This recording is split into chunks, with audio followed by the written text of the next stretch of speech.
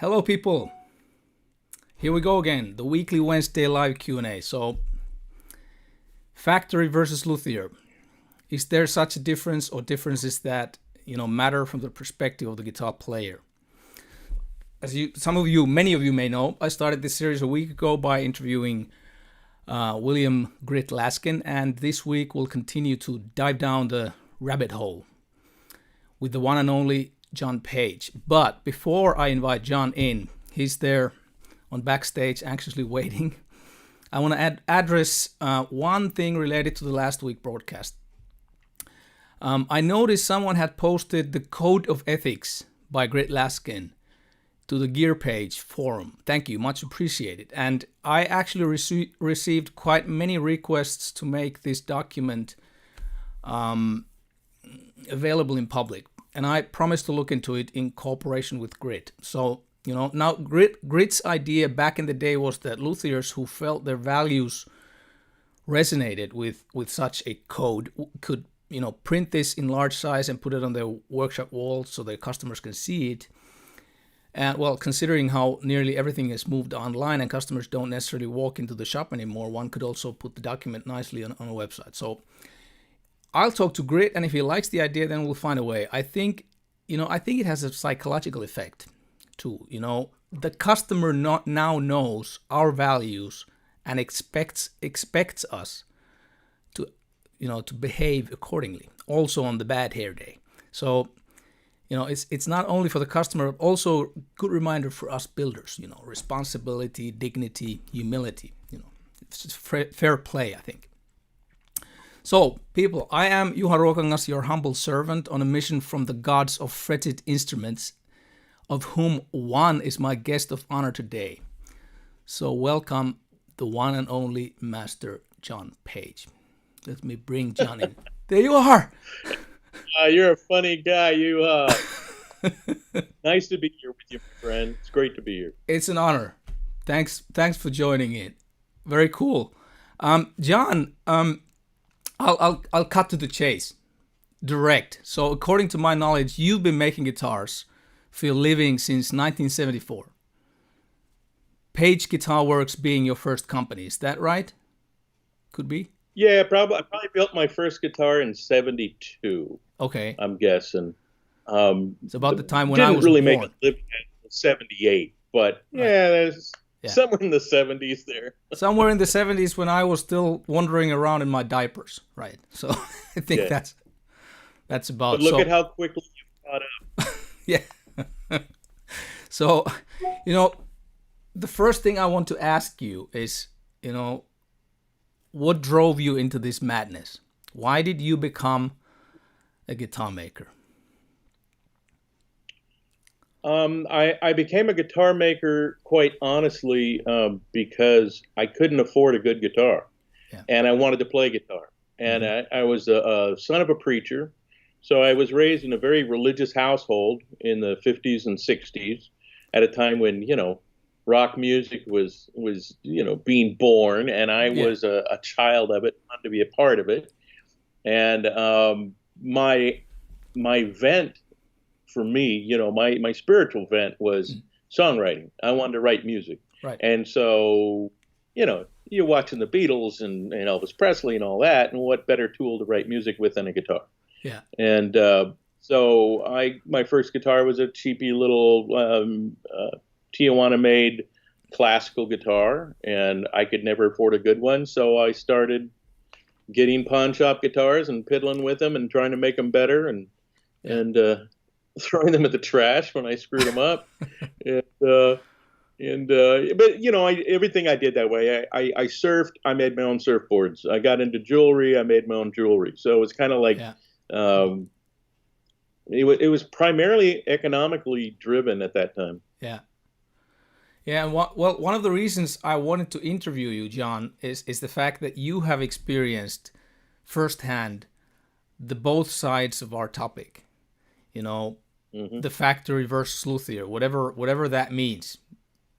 Right, absolutely. So you worked over 20 years for Fender, and you've obviously worked as a luthier, continue working as a luthier. So, could you tell us a little about the years as the head of Fender Custom Shop, and how come you came involved with Fender? I'm going to show an old photograph which I think is from the time before you joined Fender. You mentioned to me that this photo was in the very early 80s, maybe 1981. I'm going to show you a photo of a younger version of Mr. John Page. Yeah. Is that the one of me and Freddie? Yeah, that was that's when, I think that was my first magazine interview with Freddie. And that was, I mean, come on. How much cooler does it get than to share an office with Freddie Tavares as your absolutely 23, 24-year-old designer, That's why I wanted to show the photo. Yeah. What led me to Fender was, they were a local Southern California company. I was born and raised in Southern California. Yeah. I was into surf music, Fender guitars, come on, Yeah. And they were 20 miles from my house or something like that. So I started applying there at 16. They finally hired me at 21.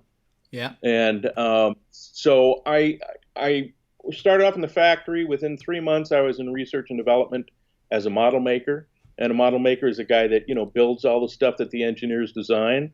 So I'd be making drumsticks one day and Rhodes pianos the next day and guitars the next day. So I kind of built all kinds of stuff. Yeah. And then became the designer in 80, 81, and then left for a bit. And then we started the custom shop in 87.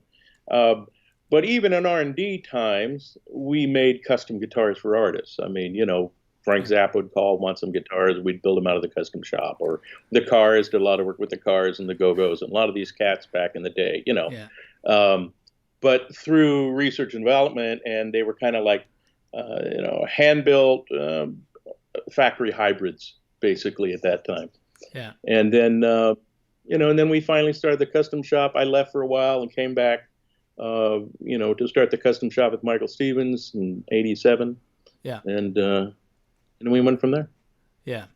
Okay. So, for the all of us fanboys of you and, some highlights from the Fender Custom Shop times. Highlights, the people you built guitars for, 3 highlights, 5 highlights, whatever, something that you remember.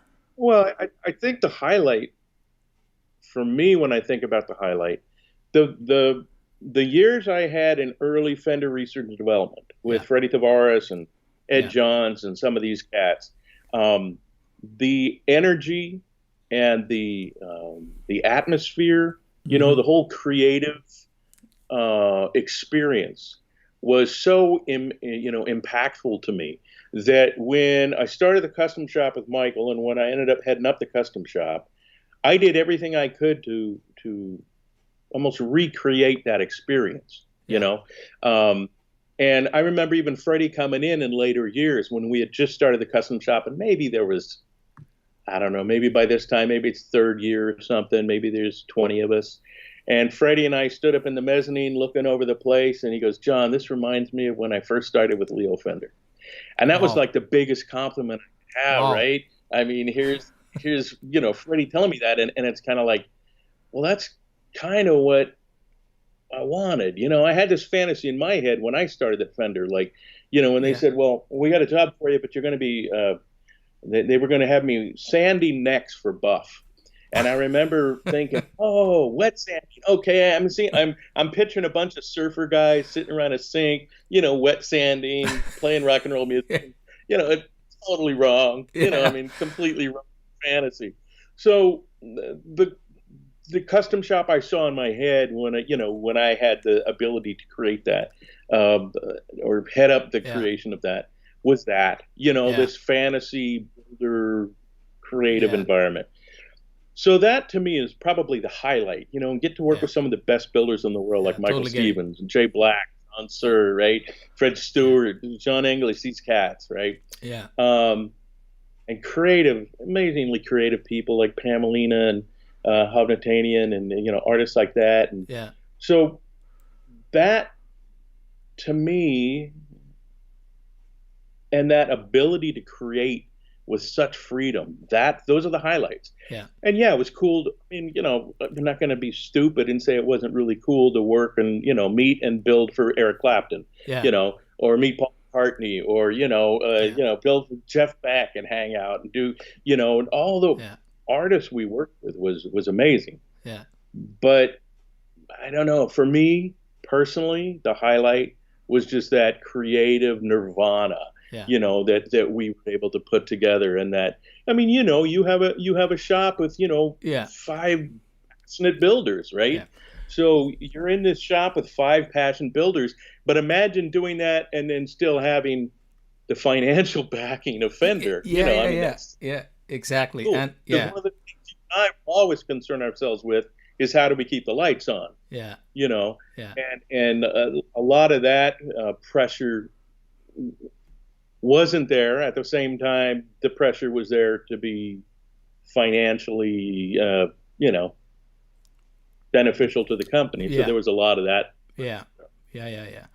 So it's kind of like the resonates to me in the way, because I'm sometimes saying that, people ask me about my work, and I'm kind of saying to them that the reason I started making guitars was that I wouldn't kind of, need to get a job.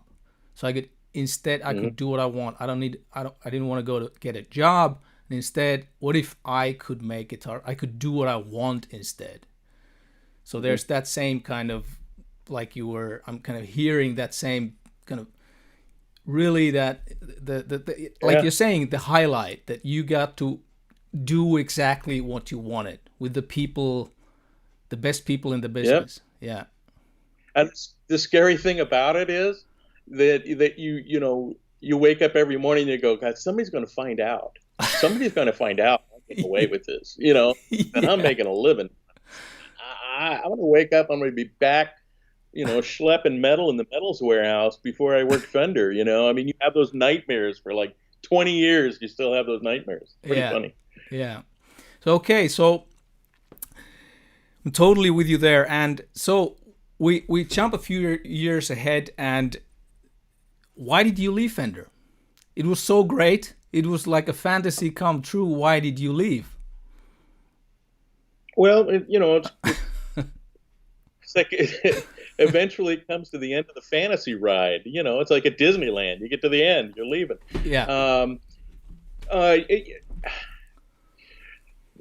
As much as I loved my job and as much support as I got from Fender upper management, we had our differences. And, Bill Schultz, who was the CEO and president of the company that, really gets credit for rebirthing the company, after the CBS decades, he and I tied it up a lot.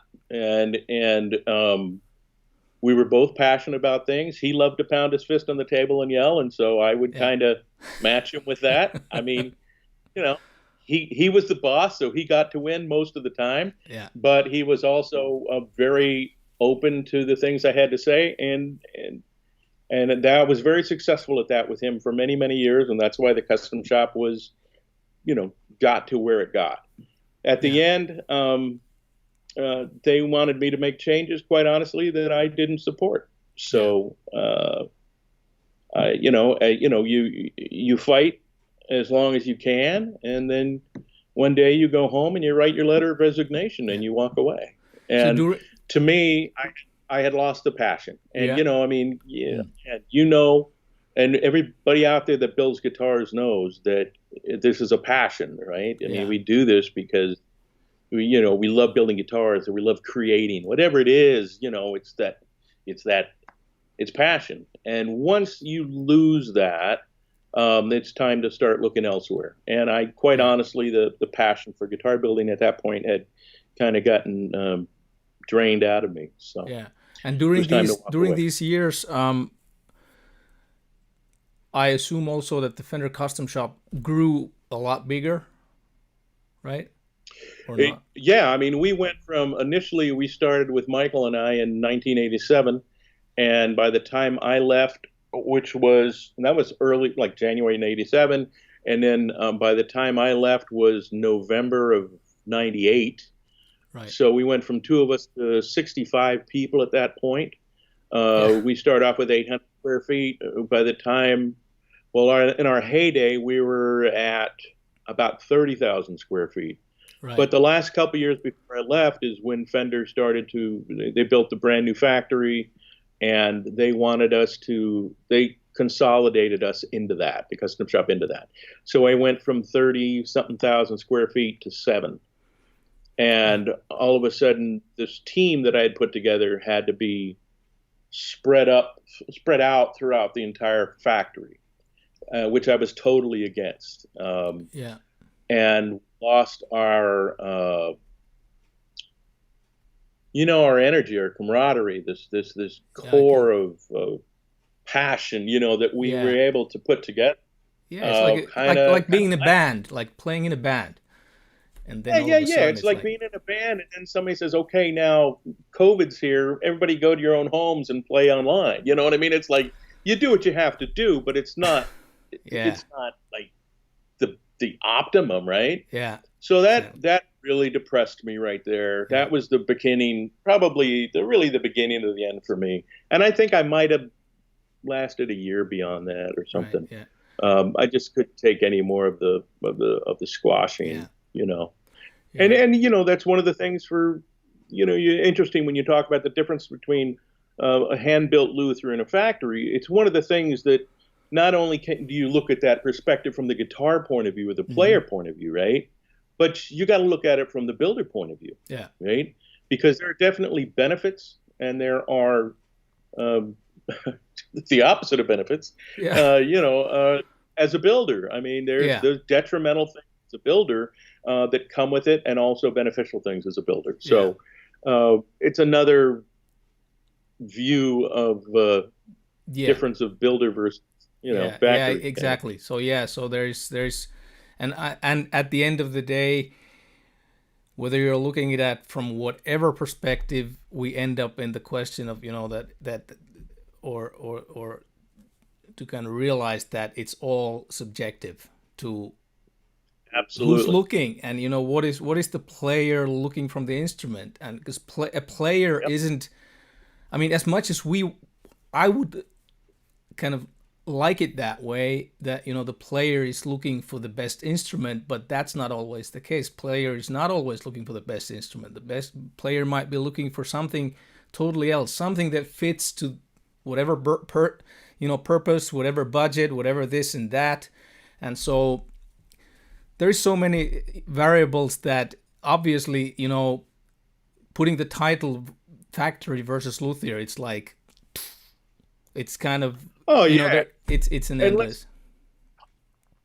And let's be honest, 99% of the best music in the world out there, guitar music in the world out there, was created on a factory guitar. Exactly. I mean, exactly. Let's not fool ourselves, Yeah. And the thing, you bring up all this subjectivity, right? Yeah. It's like, I used to tell all my builders, especially new ones coming up, when they first get their master builder decal, right? Mm-hmm. There is this thing, I used to call it like master builderitis. They get all cocky and shit. They're all bitching. Yeah, I think I've been there at some point. And I would caution them and say, hold on. The important name is on the front of the peg head, right? Yeah. We are so fortunate to have that little tiny name on the back. But the big important name is on the front of the peg head. Yeah. So, I know now that a guitar I built 30 years ago at Fender, if it has my decal on the back of the guitar, I build a guitar now 10, 15, 20 times better than I did then 30 years ago. That guitar is worth more money than what I build today. Yeah. That's Fender the reality. That's the reality we live in. And, and it's got resale. And some things that some of us builders build has resale, others it doesn't. Yeah, right? exactly. But Fender, Gibson, Martin, boom, boom, boom, resale. Yeah. Resale. Yeah, so it is. So it kind of so it is true, and I absolutely agree, and the fact that when you're out to buy a guitar, it's kind of easy when you're surfing on that, when you're out for Martin, for Taylor, for Fender, for Gibson, these major brands, because you kind of know what they're about. And it's sort of easy to find out from different sources what to maybe expect, and what are the kind of, you know, the positives and the negatives there. And there is so much information available. And then when you dive into the world of luthiers, which is today, we're looking at thousands and thousands of builders, it's like a wild, like a jungle, and absolutely impossible to, or kind of, let's say, it's a kind of funny to claim that, you know, a luthier built guitar per se would automatically mean something, that it's a good guitar. I mean, it's so much easier to build a shitty guitar by hand than, you know, that. Yeah. So it's funny.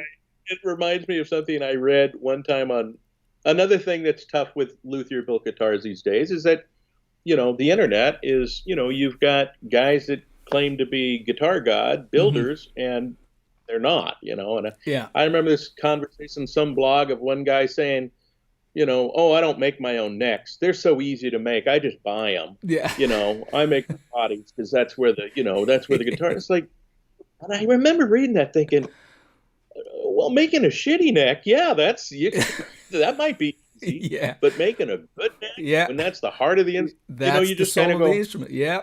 Okay, well, you know, whatever. That's the That's where the rules come into play. Exactly. You know? So there isn't. So again, referring to my, which is deliberately a provocative title, the factory versus luthier. We end up again. You know, there are factories and factories, and there are luthiers and luthiers, and everything in between. So that's where it goes. Let's move on. So for those of you who are not familiar with what happened to John after he left Fender, so you actually stopped making guitars for many years, isn't that correct? Yes, I ended up starting a kids museum and education program called Kids Rock Free, and it was associated. We worked out a licensing agreement with Fender to use their name, and we built a big museum and education facility and concert recording hall and everything. And I ran that for 4 years, and then that's when I moved up to Oregon and decided to just build my art furniture for a while, and still hadn't gotten back the guitar passion. Yeah. It took a couple more years for that to. And I have to say, because I followed during those years when you were making those furniture, these are beautiful furniture, really beautiful furniture. I really loved your furniture designs. Oh, thank you. There was some. You know what? I got to tell you something, if I may. I don't mean to interrupt, but I became a better guitar builder focusing only on furniture for that amount of time. Yeah. Because my designs tended to be a bit outlandish, and I still had my love for figured woods, so I had to find ways to make the figured woods more stable, and you know, and it was interesting. I became a better builder from it. Just so, yeah, whatever that's worth. Great, yeah, I can totally understand where that comes from. So it's always like looking at things from another perspective. Might help you in unexpected ways. It's kind of like kind of like taking the leap, and you kind of don't know exactly where you're going to land, and then you kind of see things different. And and let's be honest, I mean, we're primarily woodworkers, right? Yeah. So I mean I work in metal, I work in plastic, I do all that other stuff too, as you do. Yeah. But we're still primarily woodworkers. Yeah. So to be able to take our woodworking in another direction and then learn from it, come back in. Yeah. It was a good time for me. Yeah. And so after that, there's the rebirth in guitars and the new beginning, the John Page guitars, which you've started in 2006? Yeah, 2006, I'd say, yeah. Yeah. And it must be 2006. I'm going to show people a picture. I do remember. We met a couple of years after that at NAMM. I'm going to show people a picture. So this is I think it's in 2008 or 9, I think. You don't see the photo, but I think you have the photo. I think I've sent you the photo. Maybe you remember, maybe you don't. You're in the middle, and it's me and my wife Emma there. I remember actually meeting you guys, and I was I was honored by it, because I remember I was at another booth, I think, and you walked up and introduced yourself to me. Yeah. And and said, well, blah blah blah. It was nice to meet you. For some stupid reason, it was nice to meet me. And then said, I'd love to have you build my guitars. I'm from Finland. And that's when I came over to your booth and met you and your lovely wife Emma. And I've been and I remember even telling my wife Dana about you guys. I've been impressed with you and your family and your ethic and your skills ever since I met you.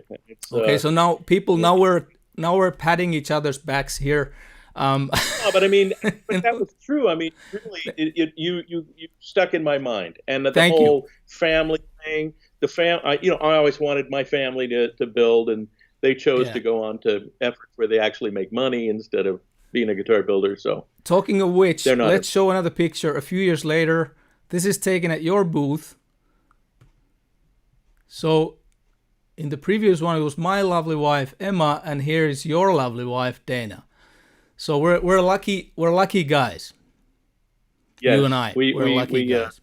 We married above our grades. Yeah. Yeah. So yeah, good memories. And this is, I think, this picture is from 2015. We're standing at your booth, and you had at that point already the John Page Classic going. Even though not built in USA, but because it's now moving, or has it already moved to USA, or? It just recently moved to USA. It's not my actual company. I have a licensing agreement with HRS Unlimited. That's right. Howard Swimmer, and so it's a licensing of my name and designs. And those original ones, the first 5 years we had them built in Japan by a company called Dyna. Yeah. And the intermediary on that was my old friend Nick Sugimoto from Sugi Guitars in Japan, we've known each other for 35 plus years. Oh, he's a cool guy. I met him in Tokyo once. He's a really cool guy. Yeah. And great builder, incredibly knowledgeable. He was the head of engineering at Fuji Gengaki in Japan when I was head of research and development at Fender. So that's how our relationship developed, And so when we were looking at doing the classic line of my product, he was like the first cat I thought of, because it's like, God, dude, we've done this 100 times before, Yeah. And so it was just such a fluid, thing to happen, and the product was great, and just but we had talked about. Howard and I had talked about it coming to the States eventually, and it just started happening now. In fact, I think just the first guitar shipped maybe last week of U.S.-made product. Congratulations. Yeah, thanks. Congratulations. Thanks. It's on to the next chapter. Yeah. And then I'm building my customs in Oregon, but very, very low numbers, and I'm looking at shifting even my focus on that. I haven't taken any custom orders for the last couple of years. I'm trying to fill my backlog. And then I would like to just continue to build what I have in my head and then offer it to the public, as opposed to building. Because you know how it is. Sometimes you're so busy building orders, and you don't want to disappoint your customers by making them wait even longer than they do.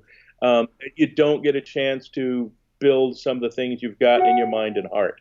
And that's what I really want to do. So, and I'm tired of my customers waiting, several years I to can get hear you. Yeah. Well, it sounds like a great plan. And hey, it's working. Yeah, great. Good to hear. Nobody's found out about it yet.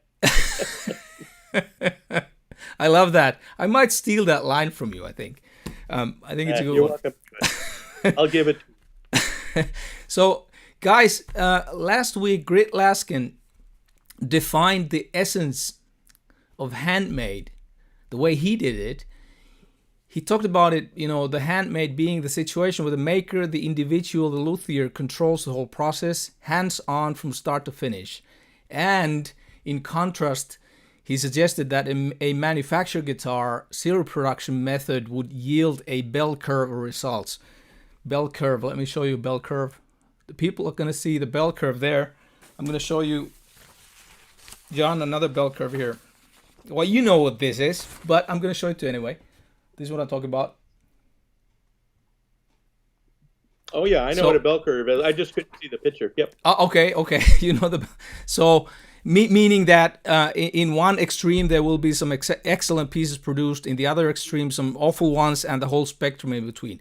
So how do you, John, with your experience with Fender, and now with your kind of smaller scale serial production you've done in Japan, I know that Japan, if I would ever have a possibility, or if I would, I've never kind of thought about it that way, but I have this thing for Japanese guitars. I love the Japanese mentality of making, whether it's guitars, whether it's, I don't know, like wristwatches or other the way they're thinking. There's something that is very fascinating to me, and the kind of the morale and the high integrity that they have there. There's a morality and a spirituality to the Japanese craftsmanship that has always intrigued me as well. Anytime I would go to Japan and even watch TV in my room and couldn't understand what they would say, right? But there would be a special, somebody making washi, paper, or an old guy making chopsticks or whatever. And there was such a spirituality to it. Even Japanese cutting tools that cut on the pole stroke, the whole concept of that was to pull the spirit of the wood into the craftsman, as opposed to the Western version of pushing it away. Yeah. And, how do you argue with that? I mean, as a craftsman, yeah, exactly. Hard to argue. Yeah, that's true. And but sorry, I kind of got off on that. Yeah. Reality. No worries. I mean, that's what, Yeah, that's what chats do. Yeah. As far as the bell curve is concerned, yes, that happens in a factory, and I think one of the main reasons that happens, I think, in a factory is because most jobs have to be shaved down to the simplest version of it, right? So, because in business, time is money, right? Yeah. Experience is money. Skill is money. So if you can get those jobs down to the simplest form and use the least skilled labor at each step, then you cut your costs, right? Yeah. Unfortunately, that means some of the most critical jobs on a guitar are done by non-skilled labor, in a sense, right? Yeah. Leveling a fretboard, putting frets in, those kind of things. Highest paid job in a guitar factory is usually the guy that tune tests it at the end and sets it up. But so many of those, previous jobs that are really important, they are not as skilled worker. Yeah. As skilled of a worker. Yeah. The other problem with that is, if the employee or the craftsperson at that level doesn't know how their job affects the next job, and how that affects the next job, they don't understand the entire process on all those different components and how key their role in that is. Yeah. So that's why that bell curve exists. It's like all the gods are smiling at that one point that you get that 3% a killer instrument at the end. Yeah. In smaller operations of factories, like in Dyna, the Japanese factory that I used, and also in our current U.S. classic operation, smaller number of people and more skilled throughout. Now, I know in your operation, I think each builder builds one guitar. That's not the way we're doing it on our end. Yeah. But still, if you only have 5, 6, 10 people, yeah, they understand the entire process. They're more skilled at those jobs that they're doing, right? As opposed to a factory that might have 300 people, or 400, 500, 1,000, So to me, that's one of the reasons why that happens in a factory. Yeah. And also, the other thing is, I was kind of also just wanted to add that to me it also feels like there's kind of like a critical mass that when things get too big, or I don't know, let's not say too big, when things get a certain size and above, and when there's, you know, there's starts to be like, I don't know, hundreds of guitars a day or whatever, when you have so much to deal with and so much people to deal with, that you kind of lose that, even that possibility of, if it's people driven. There's one aspect that I wanted to add, talking at one point from someone from Yamaha,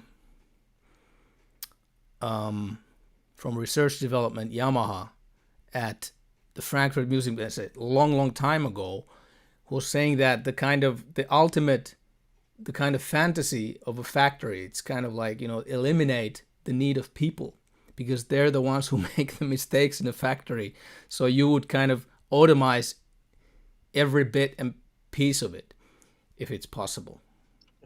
What a sad thing to say, though. Yeah, I know that. I mean, I know saying, but, yeah, it's a dystopia, sort of. But at the same time, is that the type of factory that could, you know, like hypothetically produce, you know, guitar after guitar after guitar? Yeah, it hypothetically could, in the same way that, you know, AI could hypothetically build you the most popular pop songs in the world. You know, it's like, right? Yeah. I mean, you put the formula in, and boom, and it pops out a perfect whatever. Yeah. But the whole thing of music, right? I mean, the whole thing of it is the passion and the personal spirit, and that I know that was always our goal at you know, in the custom shop, with that translucency of the instrument. That instrument will color your creativity, but it's as clear as possible, so your emotion is coming out, right? Yeah. I started building guitar, like I said, because I wanted to write music and play guitar and couldn't afford it, and so I approached guitar building like as a songwriter, right? So it's important to have that connection. And I know the guitar is a tool; it's just a tool. Exactly. But it's like every painter has their favorite brush, right? You see, it's a tool, but it's like, you know, but no, with this brush, this brush got this perfect sable in it. It's awesome. You know, it's the same kind of deal with the guitar. Yeah. So you could automate it, make the perfect guitar, but then there's no personality to it either. You know, if everyone comes off like a cookie cutter, then it's like, oh, well, this one sounds and plays just like that one sounds, plays just like this one sounds, plays. And so, if you want to sell it on the internet, it's perfect. You know you're going to get X3Y, you know, but if you want the one that you connect with, that takes the human air and the human shaping and the we might get to that your argument to connect, the word connect. Let's remember that. I have it here in my memo, coming a bit later. But before we go there, I will show another bell curve, because we actually talked about it. Also, it's the same bell curve but the different title. The people will see this one. This bell curve talks about handmade. So while, you know, a manufactured guitar, or the serial production method, yields a result, a bell curve, different quality instruments. But we could also, wouldn't it be equally true that the tag Luthier made, like we actually talked about earlier, it doesn't guarantee anything. So like I said, it's easier to make a shitty guitar by hand than a great one. So one could as well argue that if that bell curve about mass-produced goods is true, then this bell curve is true. So this is a bell curve of the makers. So when we have all these thousands of makers, there's going to be some excellent ones, some awful ones, and all kinds of builders in between. Wouldn't that be, if we are really honestly thinking of the difference factory versus luthier. So, when we're kind of telling that the factory made guitar brings some excellent guitars and all these other guitars and these awful ones, but with luthiers, you're kind of facing another kind of dilemma there. when there's so much builders out there, and when there's no way of sort of, I don't know if there would be some way of, ranking the luthiers, like association, whatever that. I don't want to be in the judge. I don't want to be there, but because you can imagine where that would be going when you start ranking.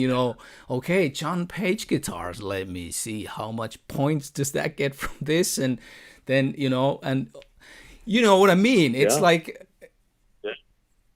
because again, no, that's a tough one. And when you look at a bell curve with all the builders, it's really scary. You know, I mean, there's enough bell curve for each individual builder. Right? Yeah, I mean, what too. Hope as an individual builder is, okay.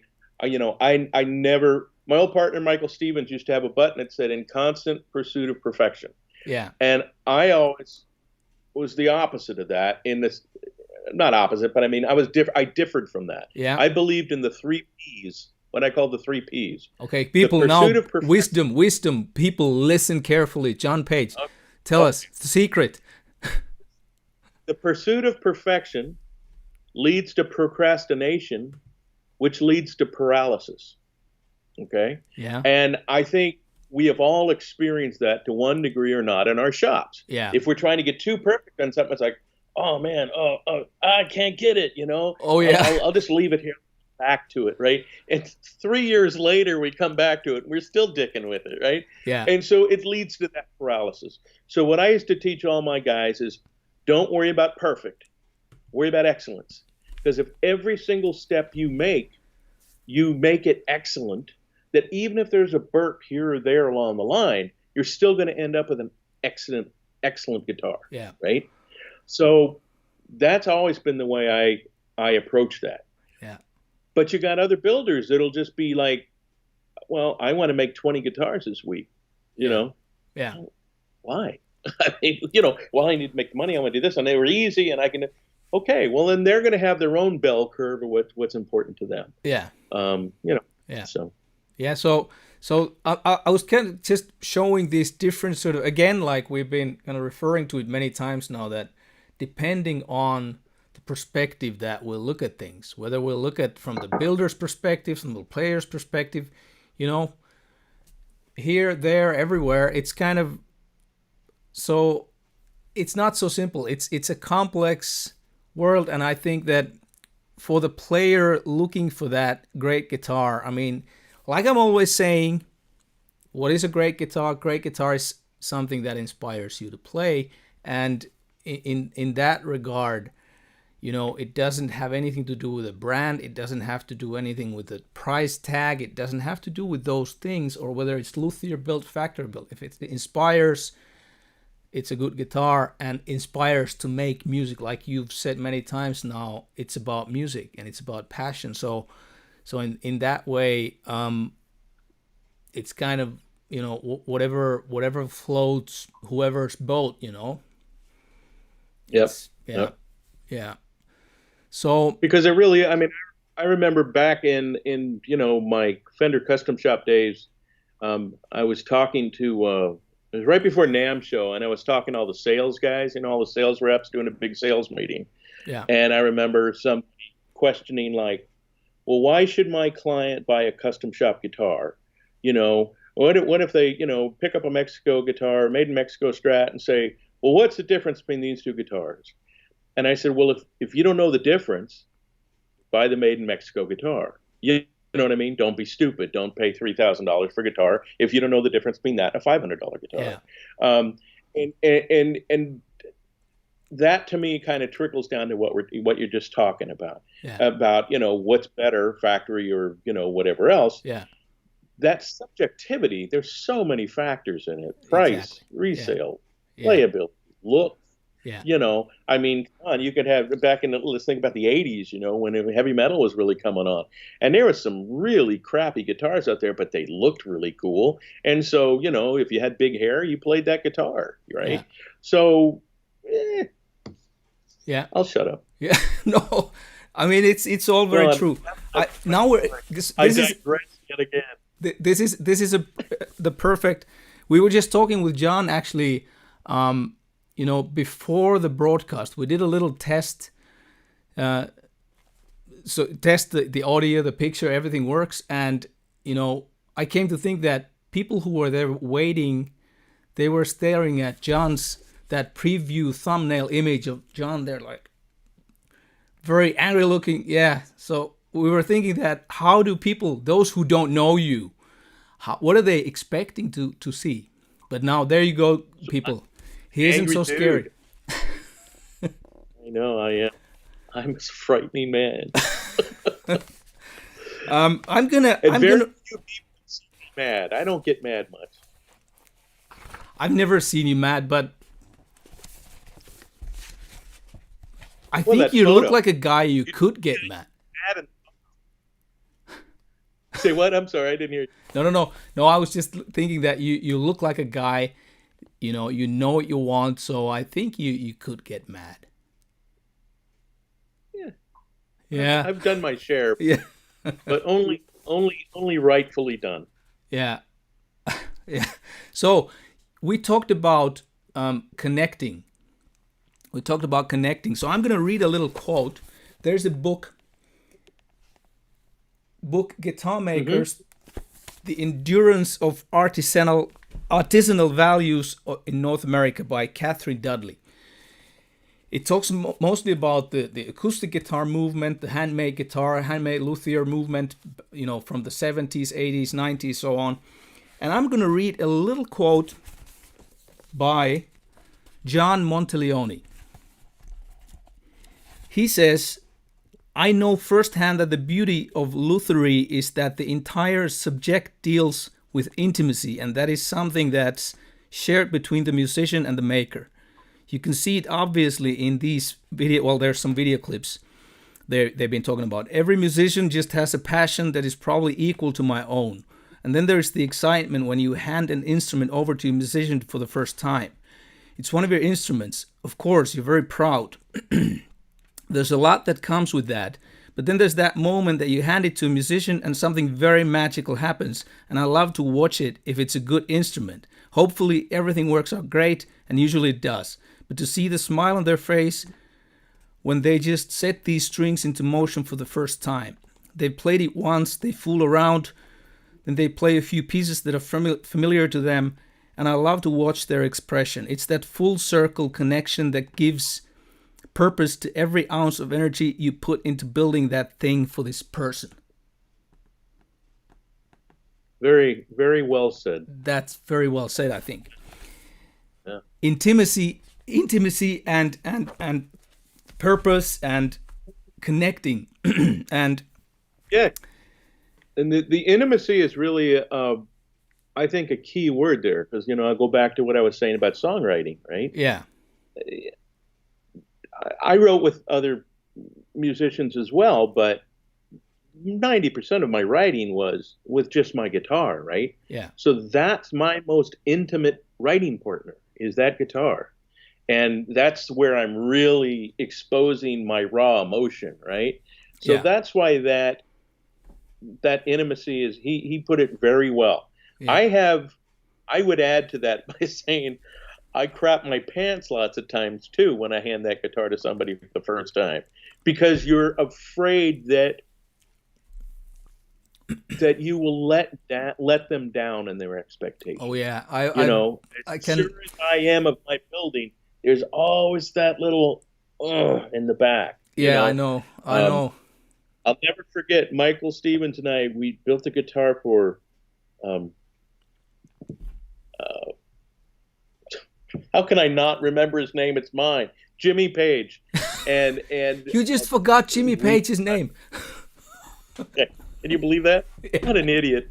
It could happen to me. So anyway, so we delivered the guitar to Jimmy Page, and he just had pretty much gotten it, and it was at the Forum in Los Angeles Forum, and so we get these really cool seats, and we're there watching and everything like that, and his tech hands him the Strat, and he starts to play it, and rips it off, throws it on the ground.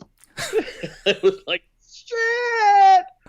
So, ever since then, I've never had much, there's always that little little thing in you that goes, yeah, but what if they don't like it?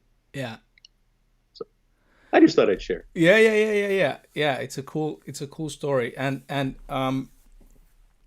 yeah, I can relate to that feeling of kind of shitting your pants, shitting my pants when in those certain moments, Yeah, and really shit like my pants. hands shaking and being nervous about the Yeah. reaction. It's kind of it's nerve wracking.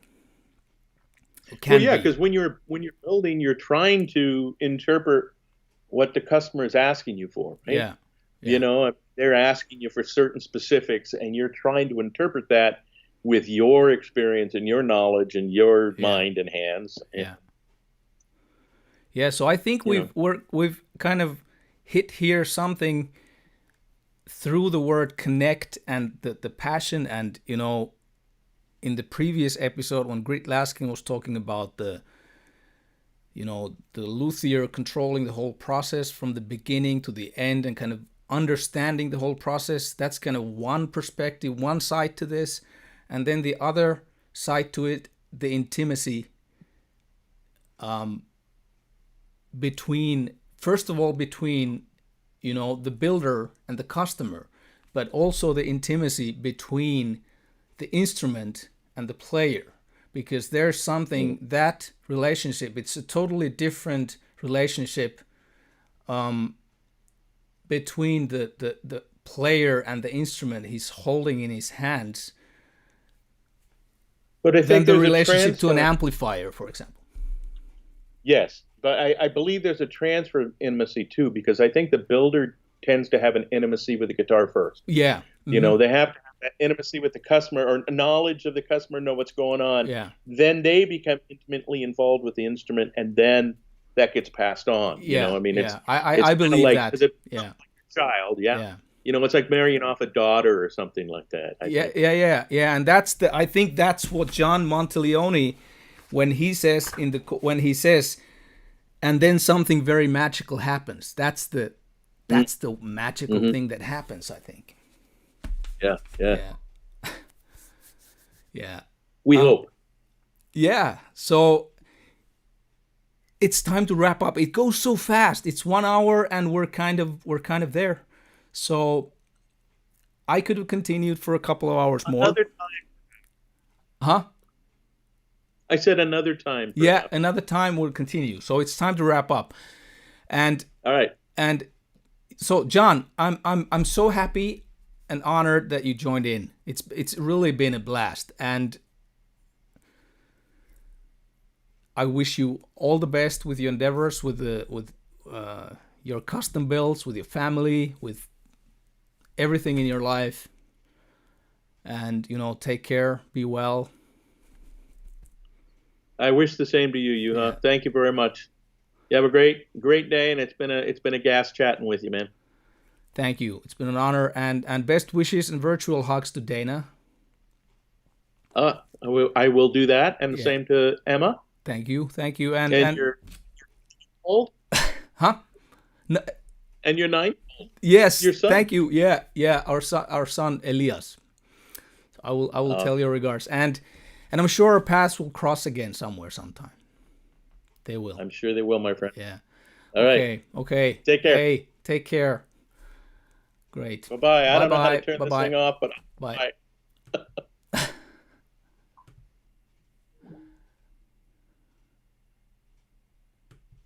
There we go. Wow. Oh man, I'm repeating myself here, but again, I have that same feeling. Guitar makers are good people with a big heart. And John didn't turn out to be so scary after all. Did he now? He didn't. So, okay, guys. Somebody writes, I gotta bring that up. Frank is saying, phrasing exactly my thoughts. If I succeed bringing it on, what's wrong with my? Okay, there it comes. John is a teddy bear. Yes, he's. That's spot on. That's spot on. Thank you. Okay, guys, in the next episode, we'll continue diving in deeper factory versus luthier. Is there a difference that is meaningful to the player? And we've touched a few different perspectives already. And next week, I will be interviewing yet another dear friend, another god of fretted instruments. Anybody recognize this guitar? Let me show you. I have a guitar here.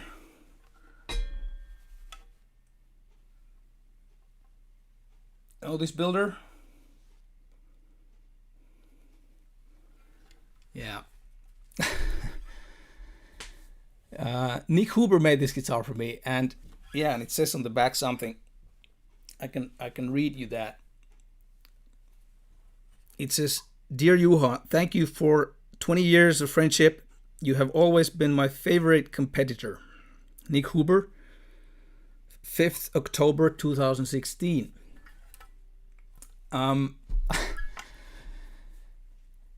Yeah, the past weeks I've discussed with experienced pros from North America, so now I think it's high time we raise the European flag to the pole for 1 week, and Nick Huber will join my scientific study discussing how mass produced guitars differ from, well, the other kind, like this one here. It's a really nicely made guitar, by the way. Let me show you a picture of Nick. There you go. This is my pal Nick Huber. And the graph I'm showing there, I'm not quite sure what it has to do with this, but it looks professional. So let me take that out. Okay, there it goes. So I'm gonna be talking to Nick Huber, and I'm hoping that you guys have enjoyed this episode with John Page. It was a pleasure to me, and please share on your own social media channels or wherever you feel people, you feel people like us guitar smitten weirdos would benefit watching content like this. And remember to like, dislike, whatever, how you feel about this video, and please do leave your comments below if you haven't already left something in the chat. The chat will be visible also in the recording after a while, after YouTube has processed the chat.